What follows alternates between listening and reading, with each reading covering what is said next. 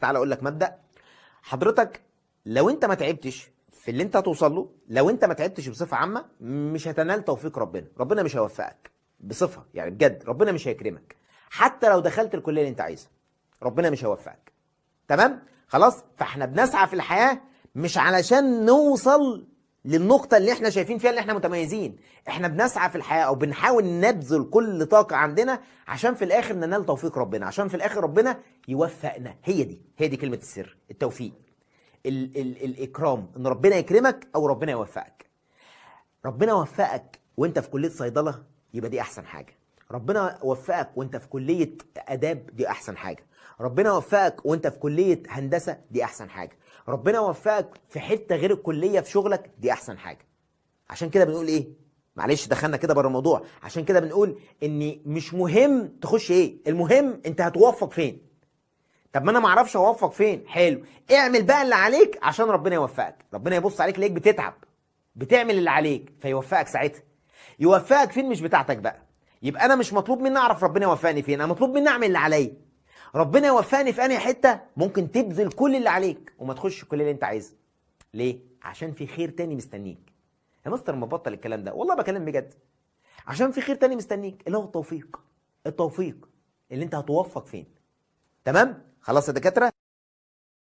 انت قدامك فرصه، انت ينفع تكون دكتور، انت ينفع تكون مهندس، اللي عدى خلص. وهي سنه مصيريه وسنه تعب، والله عارف، اقسم بالله عارف ان انت تعبت، جبت اخرك ولسه الدنيا بتبدا. بس هي ما فيش حاجه بتيجي بالسهل، هي اصلا ما فيش حاجه بتيجي بالسهل في حياتنا كلها. ولقد خلقنا الانسان في كبد. انت كده هتعاني، بس اعاني والاقي معاناتي قصادها في مقابل، ولا اعاني ومعاناتي ما فيش مقابل قصادها؟ هو ده اللي انت عايش فيه. هطلع كليه انا هشتغل وهطحن، هطحن، بس هطحن وانا دكتور، فانا المنافسه بتاعتي اقل والمقابل اعلى، ولا هشتغل اي شغلانه فخلاص مش مشكله فانا هضطر انافس وانا ورزقي؟ هي الموضوع كده. انت عايز تبقى ايه؟ انت عايز تنافس في ايه؟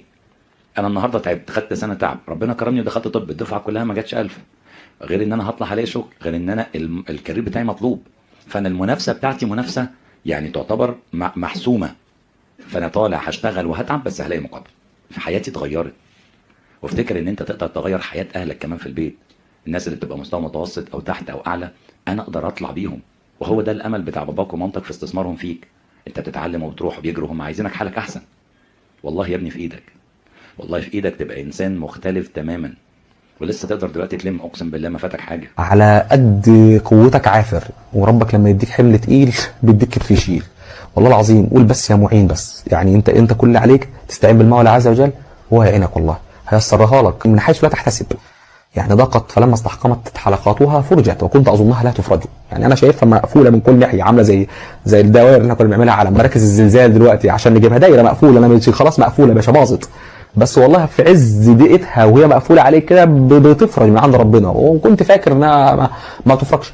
ليه؟ لان هو ربنا سبحانه وتعالى خلقك، هو ادرى بيك وادرى بحالك، هو القادر سبحانه وتعالى، هو اللي ما سابكش وانت بيبي صغير. بيبي ايه وانت لسه في بطن امك وبطن مامتك بتتكونوا، قبل اصلا ما تيجوا للدنيا خالص وبعد ما جيتوا للدنيا. فمش هيسيبكم لا بعدين ولا اللي جاي من عمركم ولا بعد كده والله. بس انت روح له، الجا له، خبط على بابه، لح عليه في الدعاء، خاف كتير على بابه، ما تتوهش عنه، ما تبعدش عنه. اقرب ليك من الدم اللي بيجري جوه جسمك، ونحن اقرب اليه من حبل الوريد، سميع قريب مجيب. يعني سبحان الله بيفرح بتوبتك، وهو الغني عنك وعنك وعني وعن العالمين كلهم، ما نلزموش في حاجه والله ولا بنضيف لله المثل الاعلى. بيفرح بتوبتك وبيفرح برجوعك ليه، واحنا اللي محتاجين له مش العكس. فبالتالي جاهد نفسك وكون قريب من ربنا. اصعب جهاد في الدنيا جهاد النفس، انك تجاهد نفسك عن كل اللي بتحبه وتبعد عن كل او تستحمل اللي انت بيرهقك او بيضغطك. يعني اخر جمله هقول لك كان مصطفى محمود، دكتور مصطفى محمود الله يرحمه، كان بيقول ايه؟ كان بيقول ان اهم حاجه او اهم صفه في الانسان ربنا ميزه بقى عن كل المخلوقات، مش العقل بس والكلام ده، لا، ان هو الانسان يقاوم ما يحب ويتحمل ما يكره. بقاوم حاجه بحبها بس غلط حرام مش وقتها دلوقتي، واتحمل ما اكره، اتحمل حاجه صعبه عليا دلوقتي، اتحمل حاجه ضغطاني دلوقتي، اتحمل حاجه مضايقاني دلوقتي، اتحمل حاجه تقيله دلوقتي، اتحمل حاجه انا فاكر وشايف ان انا ما اقدرش اشيلها، ولكن المعين والجبار جبر الخواطر وربنا سبحانه وتعالى مديني قوه تشيلها. لا يكلف الله نفسا الا وسعها، هو ادرى منك، ما تقولش مش قادر، ما كانش شايلها لك. لو انت مش قادر على شيلتك ربنا ما كانش شايلها لك. كنت تحفيز، بس انا جاي اقول لك كلمتين في السريع المختصر. لو انت ثانويه عامه، ولو انت مراكم، ولو انت ضايع، ولو انت تايه، ولو انت حاسس ان انت فقدت الشغف، انا عايز اقول لك كلمتين جد من اخ لاخوه، ممكن تقبلهم او ممكن ما تقبلهمش. في الاول وفي الاخر دي علشان خاطر مصلحتك. محدش هيتعب اكتر منك، ومحدش هيوصل للحاجه اللي نفسه فيها غيرك، ومحدش هيعيط من الفرحه غيرك، ومحدش هيزعل لو ما وصلش اكتر منك. ما تستخسرش في نفسك جهد، ما تستخسرش في نفسك تعب، ما تستخسرش في نفسك اي حاجه طالما دي مصلحتك.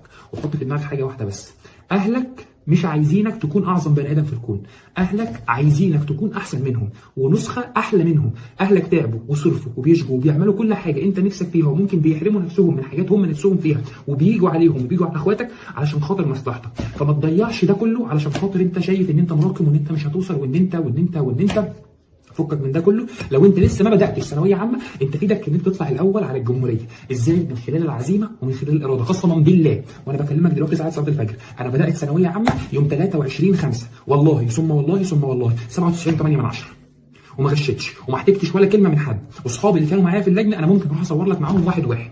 انا جاي اقول لك حاجه واحده بس، البني ادم اللي كان جاب ال 23/5 غير البني ادم اللي كان يوم 23/5 وبعد 23/5. البني ادم اللي كان جاب ال 23/5 اقسم بالله ما كان بيذاكر، كان بيلعب، كان بيتفرج على ماتشات كوره، كان بيشيش، كان بيدخن، كان بيعمل كل حاجه غلط انت ممكن تتخيلها. البني ادم يوم 23/5 لما عرفت ان انا امي بتشتغل علشان خاطر تديني فلوس، علشان خاطر انا قلت لهم في البيت ان انا محتاج الفلوس دي علشان خاطر اروح درس، وانا ما كنتش بروح درس، انا كنت بصرف الفلوس دي على بنت انا كنت بحبها، كنت بصرف الفلوس دي في تفاهات. اقسم بالله يوم 23/5 انا نويت ان انا احقق حلم ابويا وامي، وما احرمش نفسي من اي حاجه نفسي فيها، ولا احرم نفسي من فرحه. انت كمان ما تحرمش نفسك من فرحه، انت في ايدك تعمل كل اللي انت عايزه.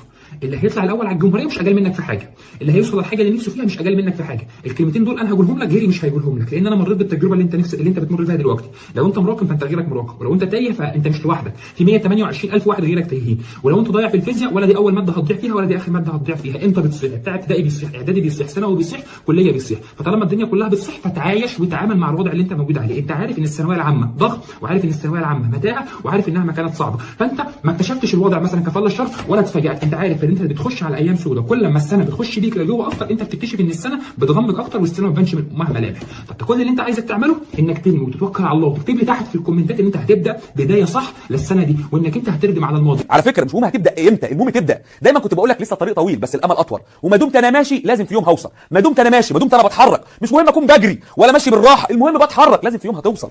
ملخص الكلام، لو ندمت على اللي فاتك وعملت زي الغزاله دي تبص وراك كتير، كتر الالتفات للماضي هتقع ومش هتشوف اللي مستناك، مش هتشوف مستقبلك. كام حد ضيع فرص ممكن تكون قدامه او جاياله في شغل، ركز معايا، او في حياه شخصيه، او في ناس حواليه، او في دراسه، علشان ندم وركز في حاجه ضاعت منه فخسر اللي جاي. لا يا باشا، ثانك يو كيست، الحياه ما بتقفش، الحياه بتخلص. ربنا سبحانه وتعالى وكل يوم هو في شأن، كل يوم ربنا سبحانه وتعالى بيوزع الاقدار، وكل يوم انت رزقك مكتوب والغيبات مكتوبه، فانت مش عارف اوريدي اصلا ايه اللي مستنيك، مش عارف ايه اللي ممكن يحصل لك بعدين. فانت ليه هالك نفسك وهالك اعصابك ومركز في اللي فات، مركز في الماضي، مركز في غلطاتك، مركز في اللي ما كانش ليك نصيب فيه، مركز في الحاجات اللي مش حلوه بتحصل لك. ايوه يا باشا، ما هو ممكن خلاص ده مش حلو، ها ربنا بقى ممكن يعوضك في اللي جاي، ما تركز فيه، ما تبدا من النهارده وبص قدام.